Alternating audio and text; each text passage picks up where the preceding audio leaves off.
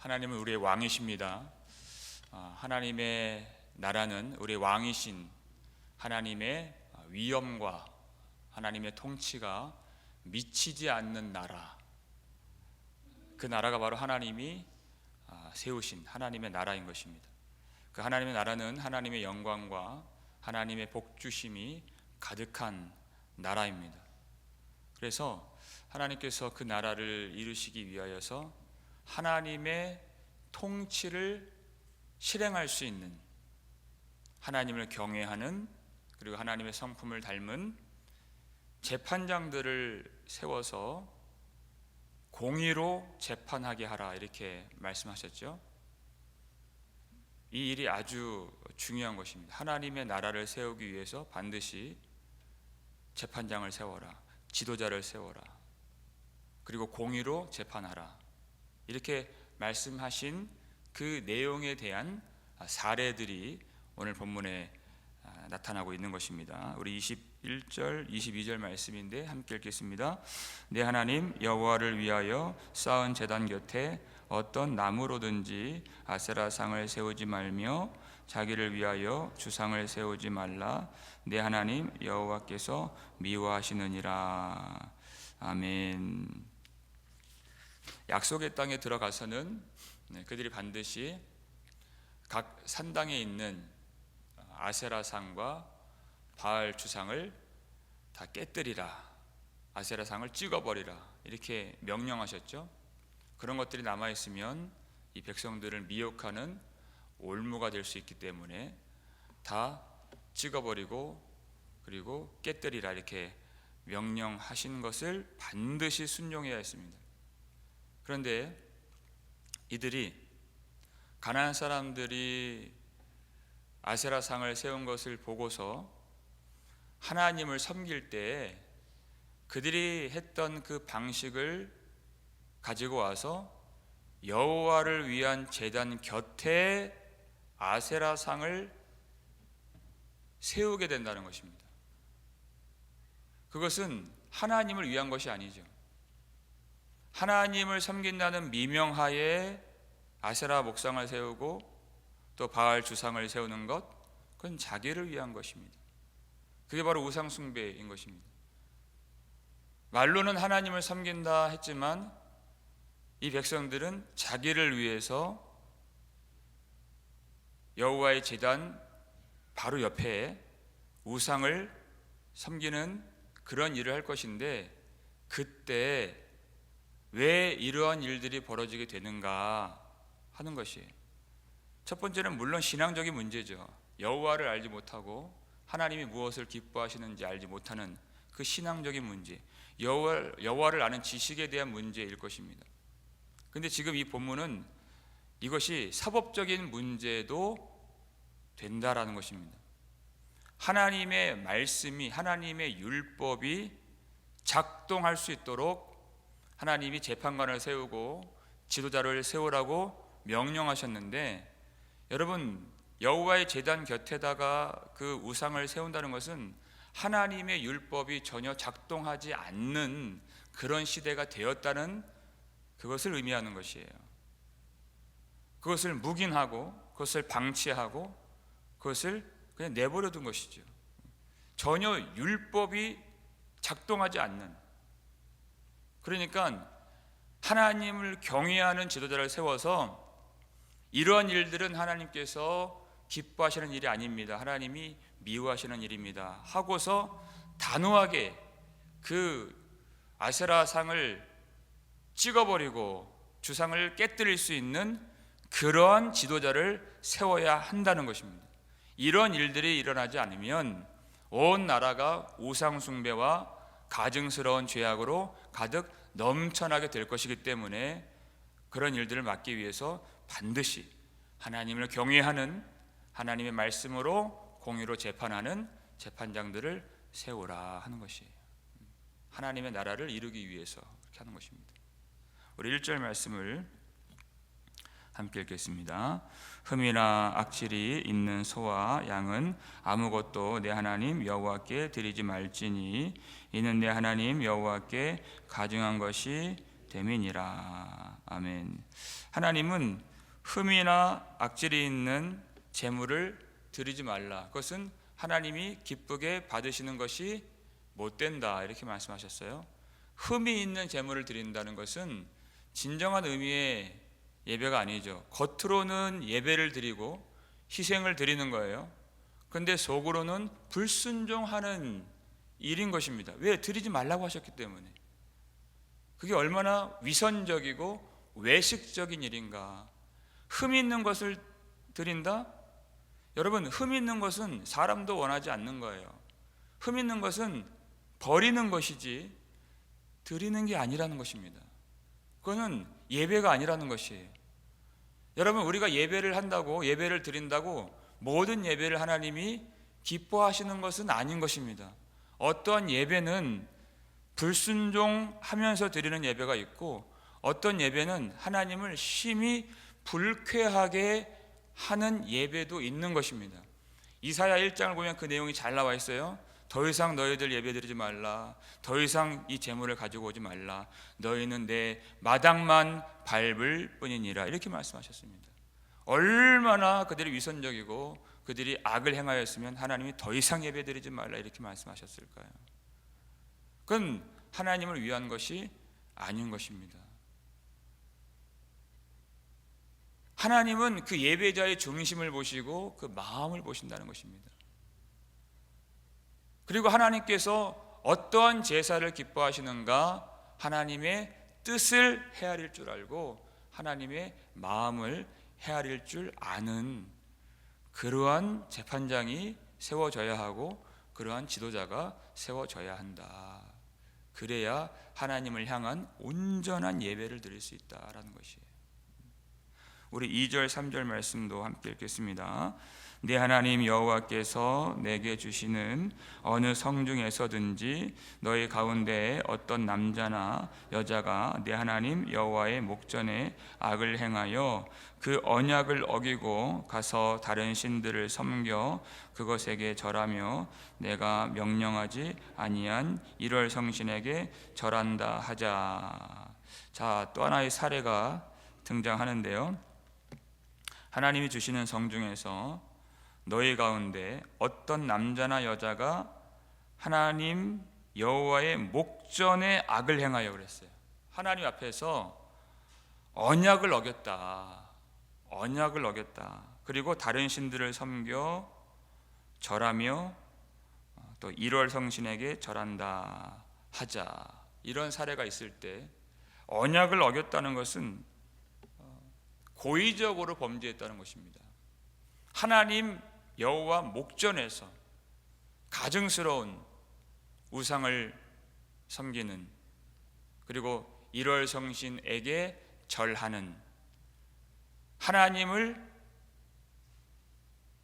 보란듯이 능멸하고 하나님 보시는 그 앞에서 하나님을 버리고 이제 나는 여호와의 백성이 아닙니다 하듯이, 하나님 백성 되기를 포기하듯이 그렇게 범죄하는, 우상 숭배하는 그런 사람이 있을 경우에 어떻게 해야 되는가? 우리 4절 5절 말씀 함께 읽겠습니다. 그것이 내게 알려짐으로 내가 듣거든 자세히 조사해 볼지니 만일 그 일과 말이 확실하여 이스라엘 중에 이런 가증한 일을 행함이 있으면 너는 그 악을 행한 남자나 여자를 내 성문으로 끌어내고 그 남자나 여자를 돌로 쳐 죽이되. 아멘. 이렇게 되어 있습니다. 자, 그것이 내게 알려짐으로 내가 듣거든 그랬어요.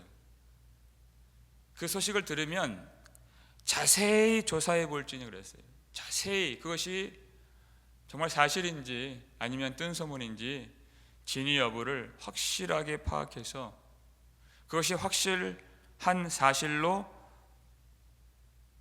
입증되었다면 어떻게 합니까? 그를 끌어내서 돌로 쳐 죽이라 그랬어요. 그런데 성문으로 끌어내라 그랬죠. 성문이라고 하는 것은 이스라엘 백성들이 가장 많이 왕래하는 공적인 장소이고 공개된 장소예요. 사람들이 가장 많이 모이는 장소, 여기서 주로 법정이 열리고 재판이 이루어지게 되는 그런 장소입니다. 그러니까 어떤 한 사람을 재판하고 또 어떤 경우에서는 사형도 있어야 되는데 그것이 비밀리에 이루어지는 일이 아니라는 것이에요. 공개된 장소에서 공적인 일로서 일어나야 된다. 마치 그냥 마녀 사냥하듯이 그렇게 몰아붙여서는 안 되고 온 백성들이 참여하는 가운데에서 일어나는 것이에요. 온 백성들이 납득하고 이해할 수 있는 그러한 선에서 이 일들이 일어나야 된다. 온 백성이 이 재판에 참여하여서 증인이 되고 또 배심원이 되어서 이 재판이 공의롭게 되었다는 것을 하나님 앞에서 드러내야 된다는 것입니다. 왜냐하면 무고한 자가 죽을 수 있기 때문에 그렇습니다. 또 하나의 중요한 원칙이 있는데요, 6절 말씀 함께 읽겠습니다.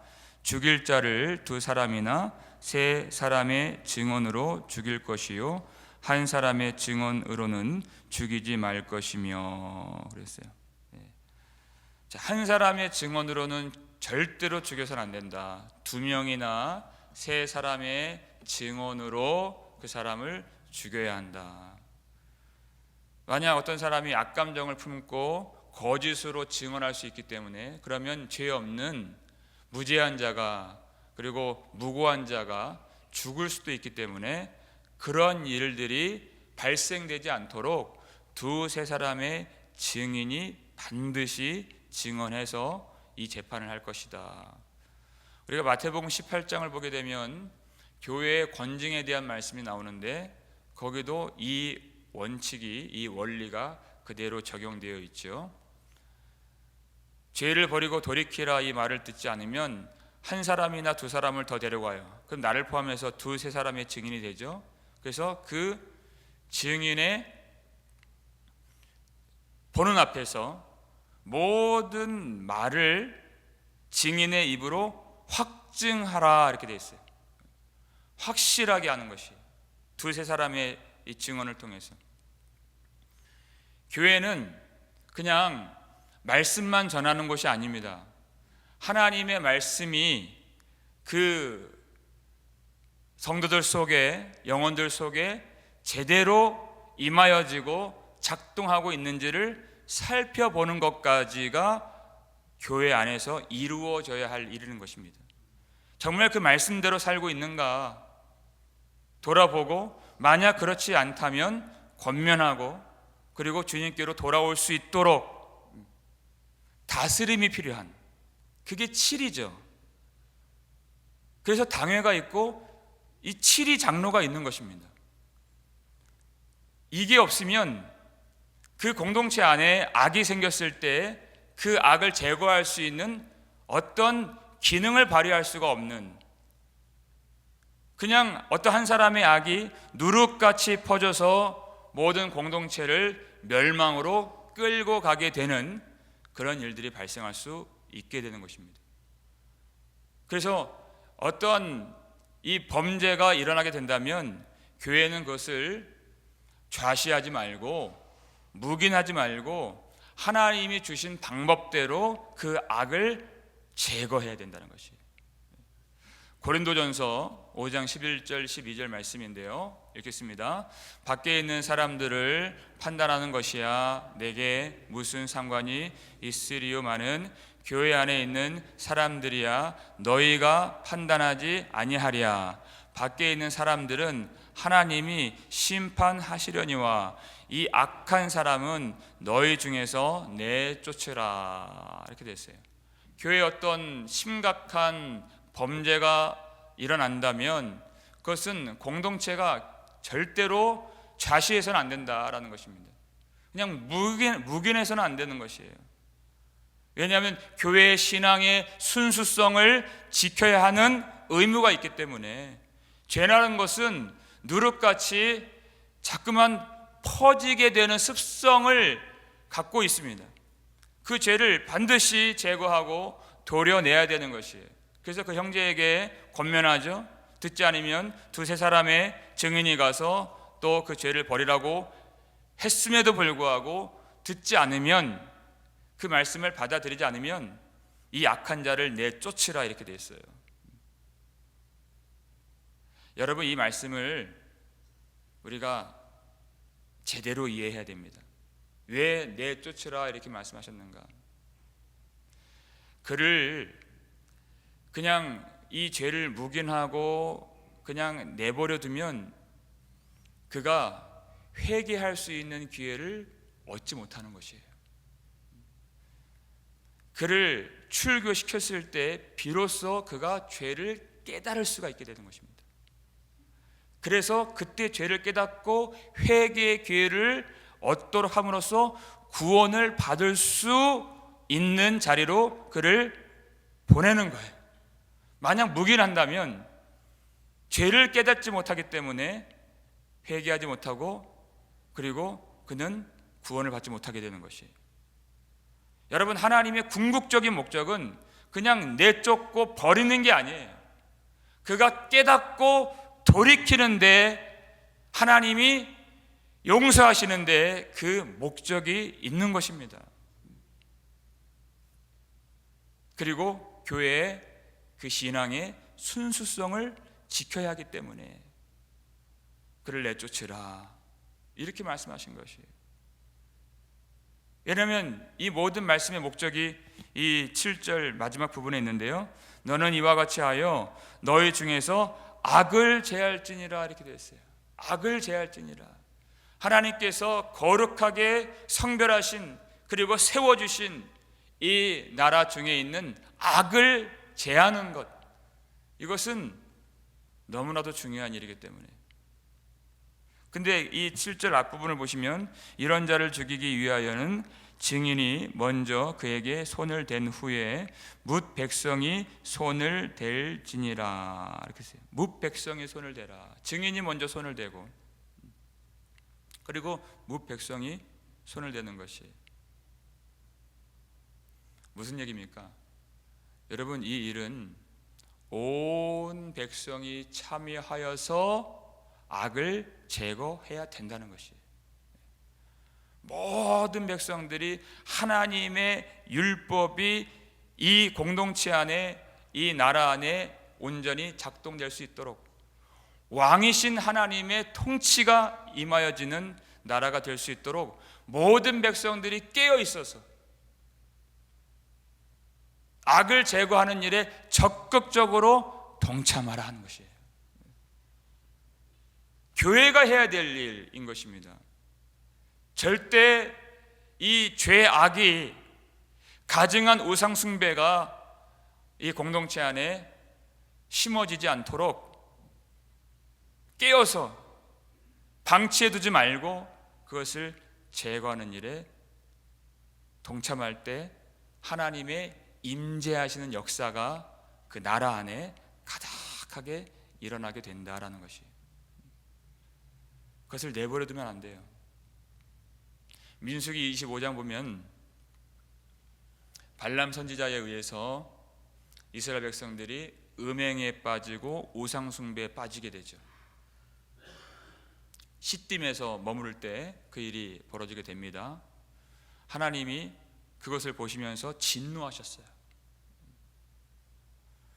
그래서 그 민족 위에 큰 전염병이 나타나게 됩니다. 그렇게 하나님이 진노하셔서 연병이 돌고 있는 중에도 어떤 한 형제가 미디안 여인 하나를 장막으로 끌고 가서 음행을 또 벌이는 거예요. 그러니까 비느하스가 여호와의 열심을 가지고, 그리고 창을 하나 가지고 그 남자와 여자를 창으로 꿰뚫어서 죽이죠. 그때 연병이 그쳤더라, 이렇게 되는 것이. 그 공동체 안에서 악을 제거할 때 하나님의 영광과 하나님의 치료하심이 다시 그 민족 위에 임하게 되는 것입니다. 우리가 어떻게 나아가야 하나님의 돌보심과 하나님의 은혜와 하나님의 치료하심을 받을 수 있겠습니까? 너희 중에 있는 악을 제거하라는 것이, 하나님 앞에서 거룩한 백성의 길을 걷기 위하여서 날마다 십자가 붙들고 회개하는 것, 너희 중에 악을 제거할지니라 하는 것이에요.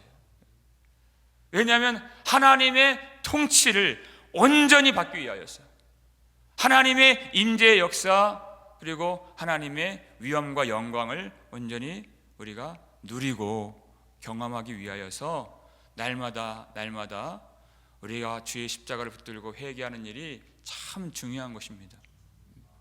오늘 이 아침에 우리 주 예수 그리스도의 성령을 의지하여서 조금이라도 남아있는 우상 숭배와 가증한 것과 더러운 것들을 다 성령의 능력으로 제거하실 때 정의를 물같이, 공의를 강물같이 흘려보낼 수 있는 교회, 복음으로 세상을 치유하고 변혁시킬 수 있는 우리 거룩한 교회, 거룩한 성도들 되실 수 있기를 주님의 이름으로 축원합니다.